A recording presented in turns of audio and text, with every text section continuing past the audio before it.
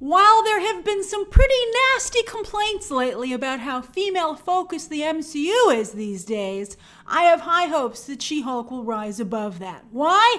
Because sex sells. And I think the character's very well designed. I think she's meant to have broad appeal, not only as a very sexy, cool character, but when you mix in the Jen Walters alter ego and that internal struggle and what it says about how women are valued and viewed, even how they value and view themselves, I think that women will be really interested in this as well. And also, she's not only sexy, but very glamorous, and everyone loves a good glam story, right?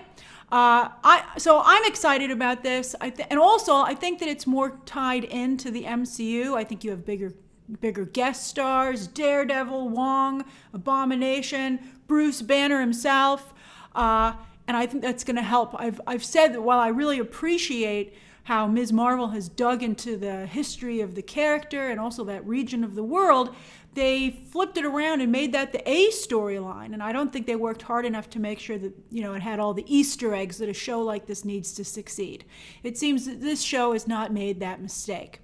And some of you might be like, why is that a mistake? I mean, that's the rules, man. I mean, you can shake your fist at the sky all day, or you can make sure you're in the Nielsen top 10. All right, but we'll see. We'll see how this does. It has a few weeks before Andor hits, and then let's see if Disney Plus once again cannibalizes itself.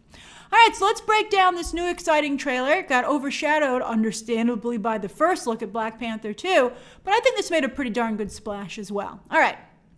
So here we have Jen Walters, and we've seen this before, but we get a little more context to this scene. It is funny with the mighty honk, but we reveal exactly why he's doing this, and she reverts immediately. I think it's fascinating that her hair changes, that her hair becomes, more luxurious. It looks more like a shampoo commercial.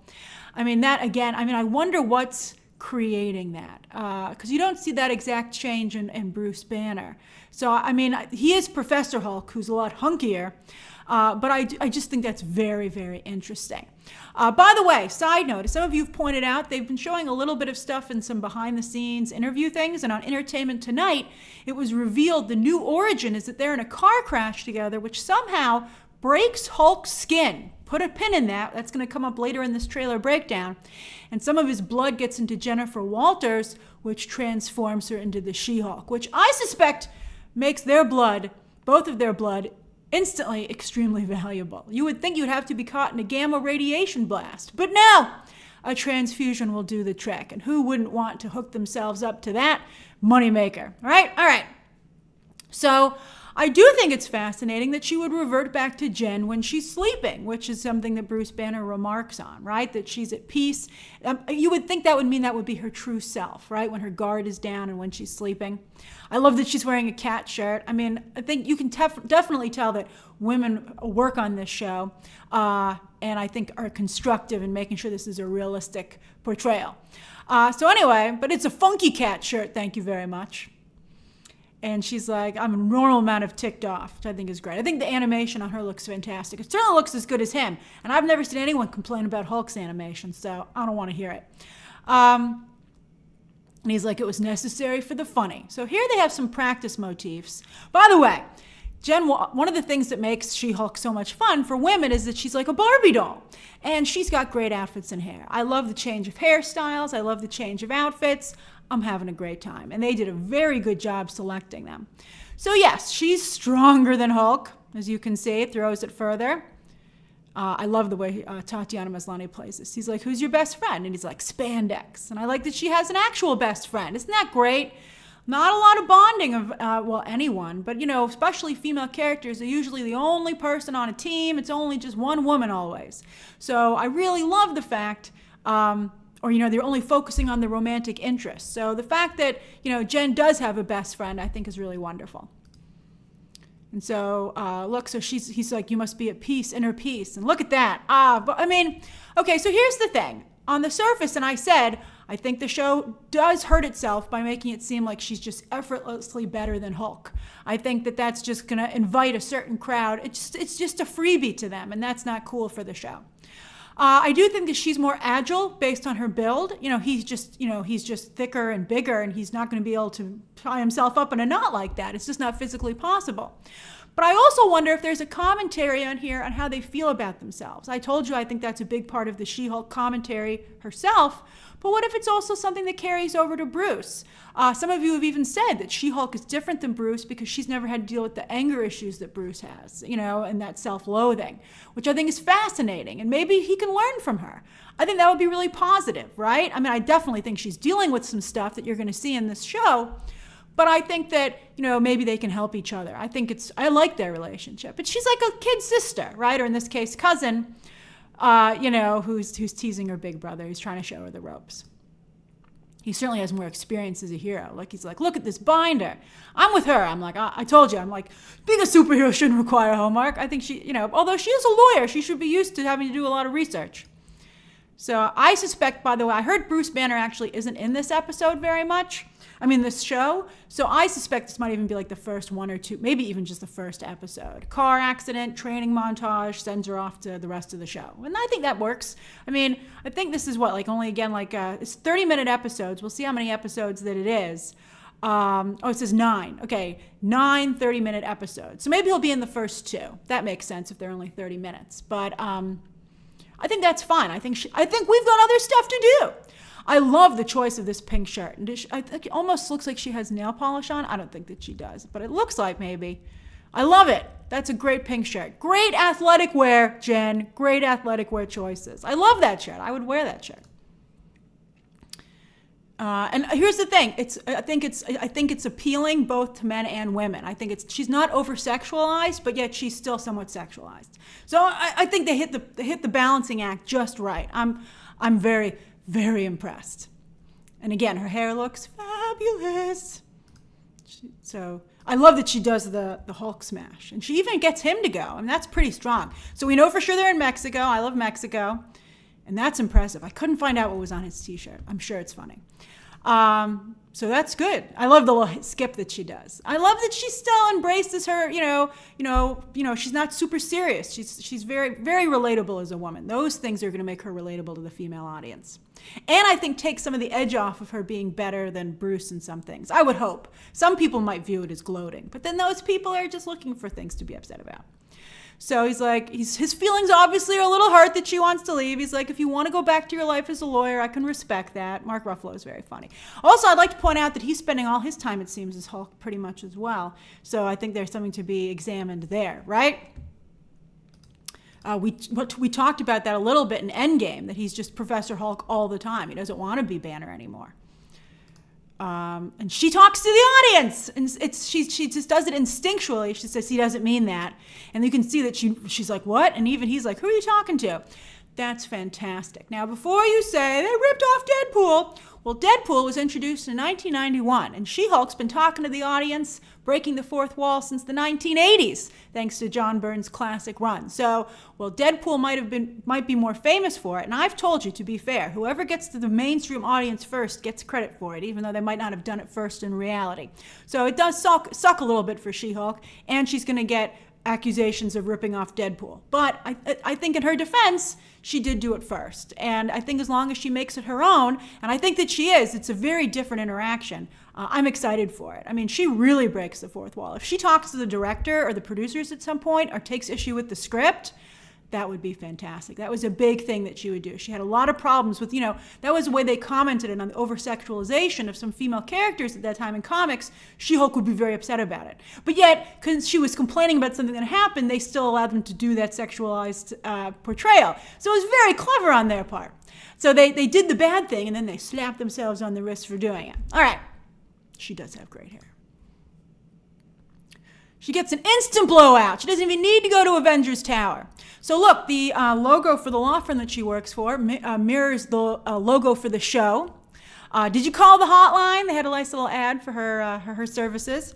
So they're like, there's more and more crazy superheroes in the works, and there's Frogman. I wonder who makes those TVs or whatever they're stealing. I see an opportunity for an Easter egg. So they're like, we have all these people to represent. This client jumps out a window, which I think is obviously instantly going to become a meme. Or a GIF, right? And he's fine. He's fine. Don't worry about it. I'm not quite sure who this character is. It'll be fun to see all these Easter eggs, though. His hat's fine, too. Although that poor car. Oh, no. That kind of sucks. All right, I guess a good thing he has a lawyer. So I wonder if that's like an Asgardian judge, because it looks like Asgardian pattern on the robes. All right, but that's like a California flag, so a California court. I wonder if she representing, in the comics she's in New York City, but this looks like downtown Los Angeles. Wait a minute. Kevin Feige did say we have too much stuff in New York. So how the hell is Daredevil what's the Daredevil gonna take Daredevil's bi-coastal. He's like, I love all rooftops. I don't discriminate. All right, so yeah, that's interesting to change that to that. There are very few high rises in Los Angeles. They had to really work to find one. All right. Most law firms I don't think would have offices there. All right, so he's like, yeah, look at all the comics for research in there. That's hilarious. It's just like the comic book. Very funny comic. I highly recommend that you check it out, even though it got canceled. So he's like, we want you to be the face of our new superhero division. Great PR branding. I don't blame them. And here's one of our first clients, Emil Blonsky, a.k.a. the Abomination. I love her facial expressions. Tatiana Maslany's doing a great job. I like that you can see she's very similar to both characters. And she's like, I have a conflict of interest. He tried to kill my cousin. And the guy's like, I think he's not taking the superhero division very seriously. Which I think is the case with a lot of corporate and big league lawyers. They just want to know what the billable hours are, right? Who's paying for Emil Blonsky's defense? So She-Hulk defends Abomination. That is quite the headline. Look at that. That VFX on that are horrible. I mean, I can tell that's not even him. That's like a little Gumby version of him. So, we recently discussed how the VFX people are being really abused and taken advantage of. And one of you pointed out and said there are so many things that you could do practically, but they lean too heavily on the VFX teams. And they're like, well, just do it or fix it in post. I guess they didn't want to pay to build an apparatus to lower them down, but you couldn't green screen motion capture them. I think that they really should talk to the VFX people on set, who are the supervisors, and be like, the example someone used when they were writing to me was they said, if you want to be in a forest, go to an actual goddamn forest. Don't make me CGI the whole thing. There are forests that you can go to. And I was like, well said, well said. You want to see some really bad CGI, just wait a minute. So I look at that. I look at all these girls watching her. Are they aspiring scientists, aspiring lawyers? Let's find out. But I think that's a nice choice that it's all women. So I think she's conflicted about, she wants to be a lawyer. Is she a sideshow or is she a lawyer? And here comes a real sideshow. This is Tatiana, played by Jamila Jamil, who has been really making fun of her look online. I mean, have a little loyalty to the people who created it. I think she looks good. I mean, she's supposed to have a wrestling background. And also, she's supposed to be a big influencer. And I believe that's how She-Hulk gets involved in influencing. So hold on a minute. So she's like, and I really liked this suit. I guess she needs to get a spandex suit. That's something they talk about in the comics all the time, though. Jen Walters ruining her clothes constantly. Imagine what her fashion wardrobe must be. She needs fast fashion for sure. So Tatiana fights her. I'm sure Tatiana's looking for something to trend with, and she gets it. And also, I bet, makes She-Hulk an instant social media star. So I love it. She's like, I'm not proud of this, but I'm going to do it anyway. So there's Wong, and he's like, he's telling her what they need to do. And some of you pointed out this must be the Wrecking Crew, and they seem to have some Asgardian weapons. They've really diluted Asgard. I think they need to lock that back down under control. Now look at this. I believe they're trying to get blood. Maybe the Abomination's blood, maybe She-Hulk's blood, maybe Hulk's blood. But you can see a bent needle, and they're like, we got another try. Let's see if we can do it. And I'll be curious if they can figure out a way. Go for the eye. Is there any blood if you go that way? All right, look at the VFX on that. Horrific, horrific. I shudder. She should sue whoever did those VFX, although we feel bad for the VFX teams. It's not their fault. They aren't getting the proper time to handle that, so I feel very bad for them. All right, so Wong is there too. Wong's been helping the Abomination. Remember, they had a fixed fight in She-Hulk. Maybe he's a witness. Maybe he's on the side of Abomination. Maybe Abomination really does need a good lawyer. The law is full of grays, and you're not always representing someone you want to, but that doesn't mean they don't need help. Fascinating. All right. So I love this shot. Hold on. Where was it? Oh, it's a little bit earlier. I love the shot in her office. Yeah. Boy, that's a gorgeous office. She's worked hard to earn a corner office. The corner office, that's what you want in life. Oh, I'm impressed. I'm very impressed with that. What a view, too. That's beautiful. She got her window fixed pretty fast.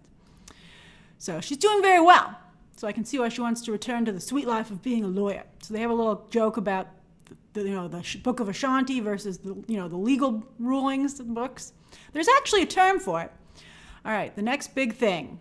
So everyone loves her, and she's like, all right, let's do this. So, I think she's not taking it too seriously, so I wonder what will make her take it seriously. I think she's enjoying being the popular girl, which she's actually commenting on. Look at that. So one of these clients magically appears. So lame.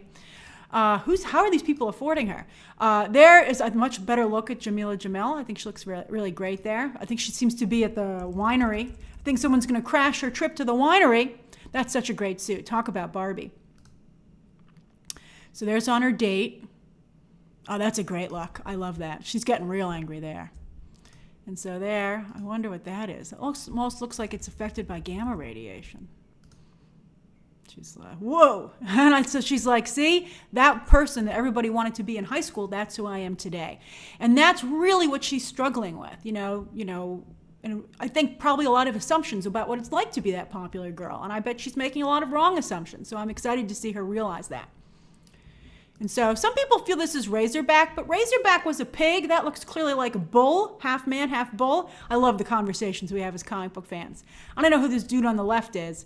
It's like interesting insignia, but seems to be some kind of support group. So I'll be interested to see that episode. And he's like, am I jealous? And I'm like, you got to cut down a little bit on this. You got to make sure Bruce has his good moments to shine. Although I do love when she flips him the bird. That's very funny. Look, her lipstick perfectly matches her shirt. I'm impressed. Can I buy that shade of lipstick somewhere? It's a little similar to mine. No wonder I like it. This is the Nicki Minaj lipstick from MAC. It's discontinued. Luckily, I got a whole box of it from a store manager. I bought it, but I'm so lucky that I got that. By the way, someone who loves athletic wear, I love She-Hulk's outfit. So look, and then here comes Daredevil. In the red and yellow, red and yellow. I've known for years he was going to wear red and yellow. I tweeted out that he was going to look different, but I didn't want to get in trouble and say it was going to actually be the yellow suit. And they really dulled down the yellow, and it's a dirty yellow, but it still looks good. And it's very, very apropos to his own fashion history.